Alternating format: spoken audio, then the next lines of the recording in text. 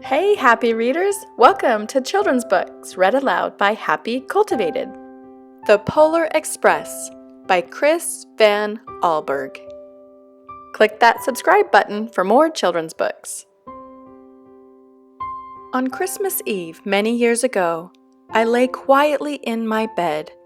I did not rustle the sheets. I breathed slowly and silently.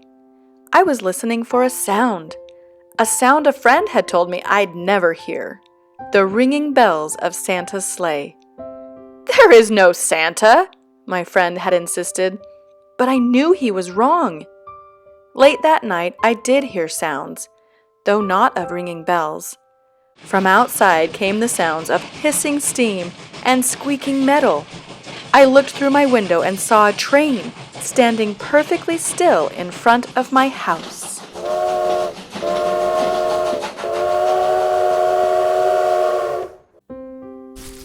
It was wrapped in an apron of steam. Snowflakes fell lightly around it. A conductor stood at the open door of one of the cars. He took a large pocket watch from his vest, then looked up at my window. I put on my slippers and robe. I tiptoed downstairs and out the door. "All aboard!" the conductor cried out. I ran up to him. "Well," he said, "are you coming?" "Where?" I asked. "Why, to the North Pole, of course," was his answer. "This is the Polar Express." I took his outstretched hand, and he pulled me aboard.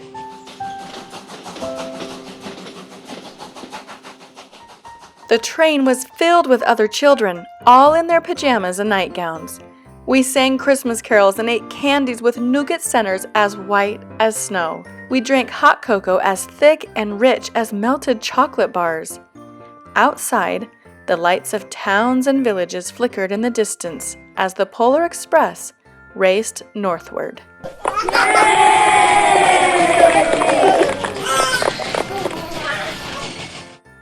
Soon there were no more lights to be seen. We traveled through cold, dark forests, where lean wolves roamed and white-tailed rabbits hid from our train as it thundered through the quiet wilderness. We climbed mountains so high it seemed as if we would scrape the moon. But the Polar Express never slowed down. Faster and faster we ran along, rolling over peaks and through valleys like a car on a roller coaster.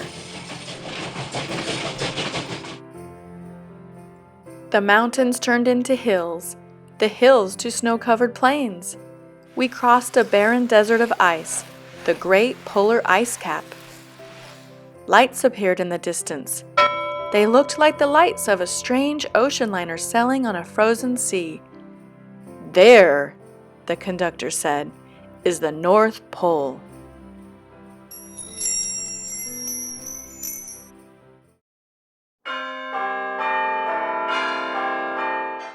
The North Pole. It was a huge city standing alone at the top of the world, filled with factories where every Christmas toy was made. At first we saw no elves. "They are gathering at the center of the city," the conductor told us. "That is where Santa will give the first gift of Christmas." "Who receives the first gift?" we all asked. The conductor answered, "He will choose one of you."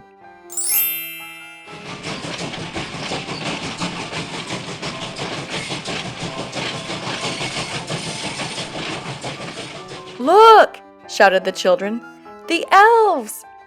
Outside we saw hundreds of elves. As our train drew closer to the center of the North Pole, we slowed to a crawl.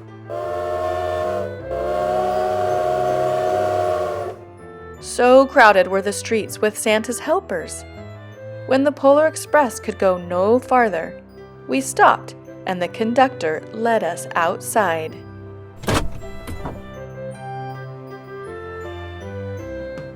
We pressed through the crowd to the edge of a large open circle. In front of us stood Santa's sleigh. The reindeer were excited. They pranced and paced, ringing the silver sleigh bells that hung from their harnesses. It was a magical sound, like nothing I'd ever heard. Across the circle, the elves moved apart, and Santa Claus appeared. The elves cheered wildly. He marched over to us, and pointing to me, said, "Let's have this fellow here." He jumped into his sleigh. The conductor handed me up. I sat on Santa's knee and he asked, "Now, what would you like for Christmas?"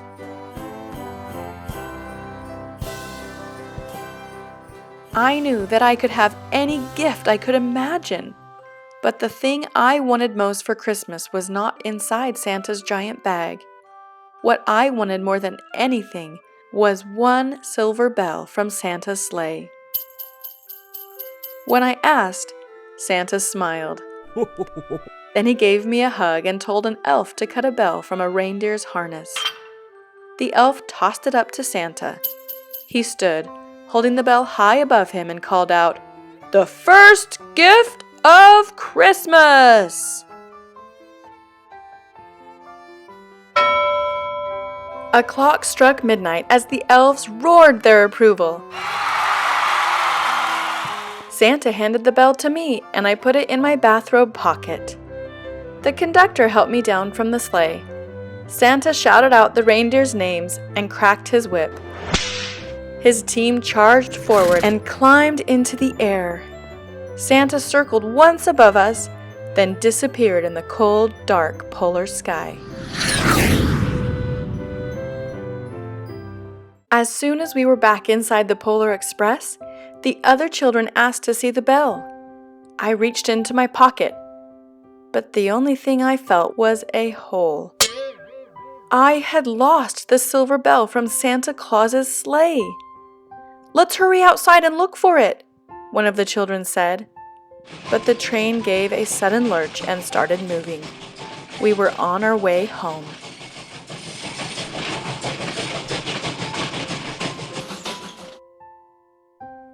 It broke my heart to lose the bell. When the train reached my house, I sadly left the other children. I stood at my doorway and waved goodbye. The conductor said something from the moving train, but I couldn't hear him. "What?" I yelled out. He cupped his hands around his mouth. "Merry Christmas!" he shouted. The Polar Express let out a loud blast from its whistle and sped away.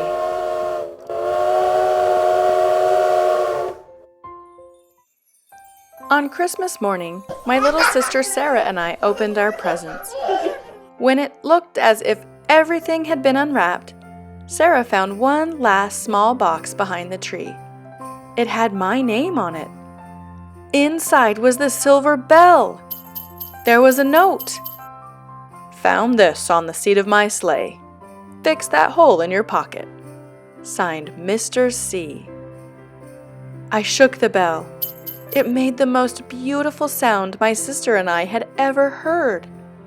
But my mother said, "Oh, that's too bad." "Yes," my father said, "it's broken."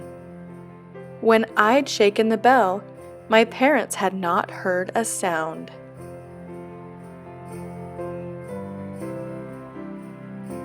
At one time, most of my friends could hear the bell. But as years passed, it fell silent for all of them.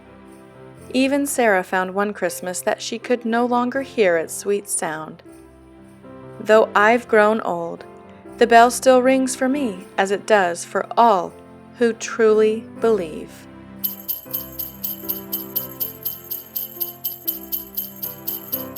Thanks for reading with Happy Cultivated.